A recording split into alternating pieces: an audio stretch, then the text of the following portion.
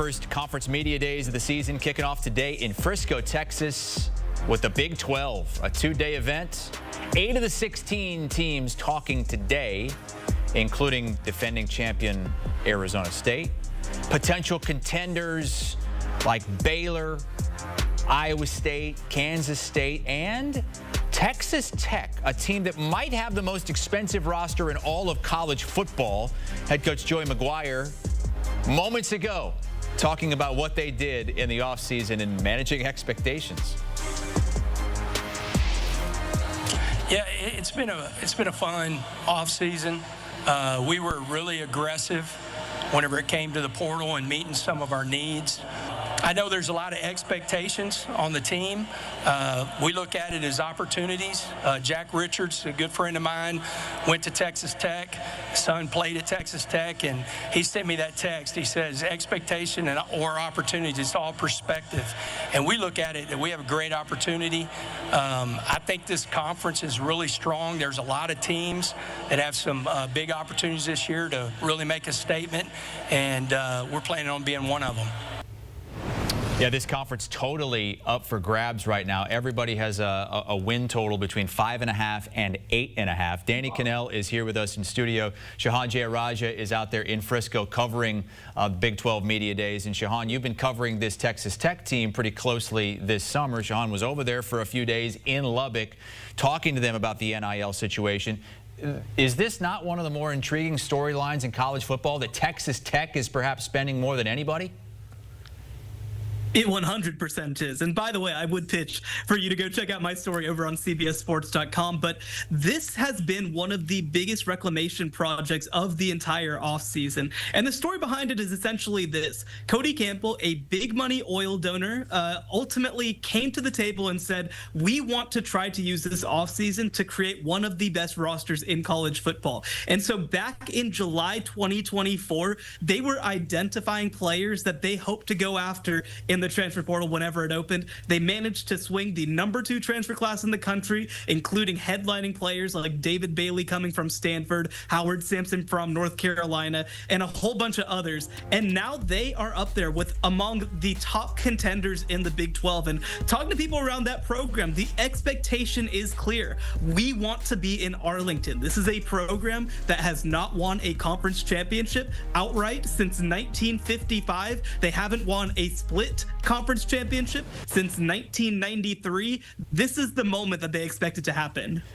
Danny, I've heard some people compare it, trying to tamp down expectations, to what Florida State tried to do a year ago, and bringing in a bunch of transfers, spending a bunch of money, and Florida State had a horrible season. How would you compare these two? I think it's different. I mean, it's different classes, different people, different players. And I think when you're in the transfer portal market, anybody, it's going to be volatile. Colorado's another good example. Year 1 was a little bit of a disaster. Year 2, they got to 10 wins. Florida State was undefeated, largely using the transfer portal 2 years ago. Last year, 2 wins, one of the worst seasons in program history. That's why it's hard for me to trust Texas Tech and say, yes, it's going to work. In the greatest team sport that is out there, it is hard to get players on the same page quickly. And on the same page, I mean, offensively, defensively, special teams, but also culturally. Like, are you buying into what you're doing?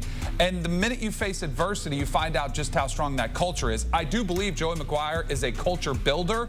I do believe they've been given great talent, but I need to see it play out first. And what happens when they get smacked in the mouth on the field? Because now they have the bullseye on their back. Every other team knows that this roster has been bought and paid for, and one of the most impressive rosters out there. So they're going to have this team circled on their calendar, and Texas Tech is going to have to be ready for a fight every single week. Even though the Big 12 doesn't do the preseason poll anymore, they still do preseason all Big 12 accolades. And Texas Tech, Shehan, had 3 of them on the defensive side. 2 of them are transfers. David Bailey from Stanford, Lee Hunter from UCF. So what does this look like on the field? Yeah, it's a big question because this was a team last year that was a top 15 offense and a bottom 10 defense. They went hard on the defensive side of the ball, and they specifically looked at their passing defense, not just in the secondary where they did make some additions, but they wanted to have one of the best pass rushes in all of college football. I believe that they've done it with, you mentioned David Bailey coming over from Stanford. He's somebody that everybody in the portal wanted. I talked to him when I was out in Lubbock. Everybody reached out to him. He ultimately picked Texas Tech because of what they've built there.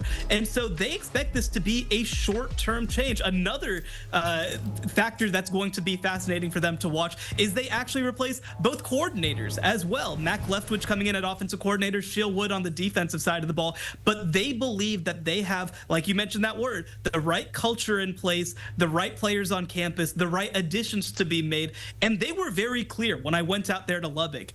We didn't bring in these guys because we don't think we have talent on campus. We just don't think that that talent is ready yet. We wanted to fill some holes in the opportunity that we had, and they believe that they have what now should be the best roster in the Big 12. Yeah, and if you can get a good defense at Texas Tech, you know what the offense is going to bring. I mean, they're always one of the top offenses in the country going back to the Mike Leach days. But Behren Morton, the quarterback, is he a difference maker? Does he need to be a difference maker for them to win this conference? He may not have to be. You know, it's interesting because this conference as a whole probably has the best collective group of quarterbacks from top to bottom. There are guys that have played multiple years that have put up great numbers and have contributed to winning programs. So Shehan was talking about the defensive side of the ball. I think that's huge if they're able to impact opposing quarterbacks. But Behren Morton does need to step up. You asked, is he a difference maker? I don't think he is, or he hasn't shown it to this point yet.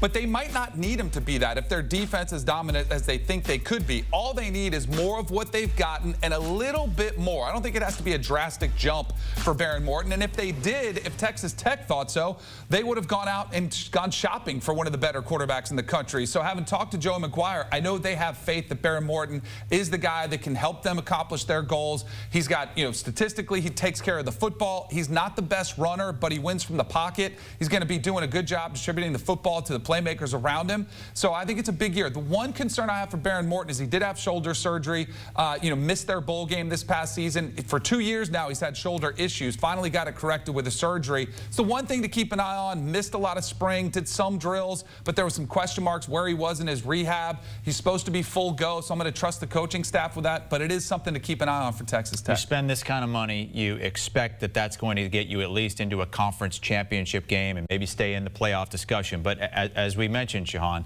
nobody has a win total more than 8.5 in this conference. When you look at Texas Tech's schedule, they have to go to Utah, they have to go to Arizona State, they have to go to Kansas State. 3 teams that could also win this conference. What's your prediction as you break it down?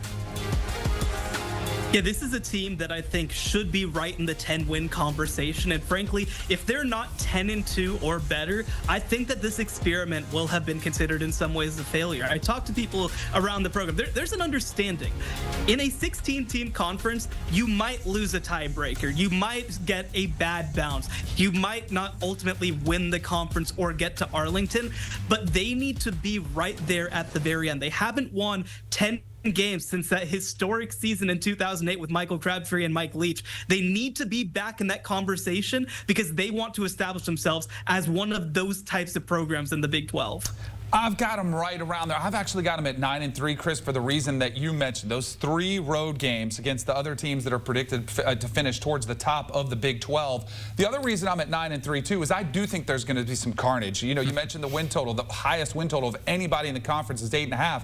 There's just, even with this roster, I need to see that it's that much better where they don't have as many close games, because it's just inevitable. What we've seen over the last few years from the Big 12 is there's going to be a field goal game here or there, a game we're going to need a fourth quarter comeback to come from behind. Those one possession games, ultimately, I do think they get clipped, but 9-3 might be enough to have them in the Big 12 championship. So I've got them at 9-3, and I do think they take a step forward. I'm not ready to buy and drink the Kool-Aid just yet. I need to see it before I buy into it. Tough in that conference, leaving it up to tiebreakers. We saw it last year. He had 4 teams at 7-2. Only 2 got to play for the championship. That was Arizona State and Iowa State. The Sun Devils, the defending champions, and part of a 3-way co-favorite at 6-1, along with Utah and Kansas State. Texas Tech is right there with Baylor, just behind at plus 650. So basically 5 teams right now all co-favorites to win this conference.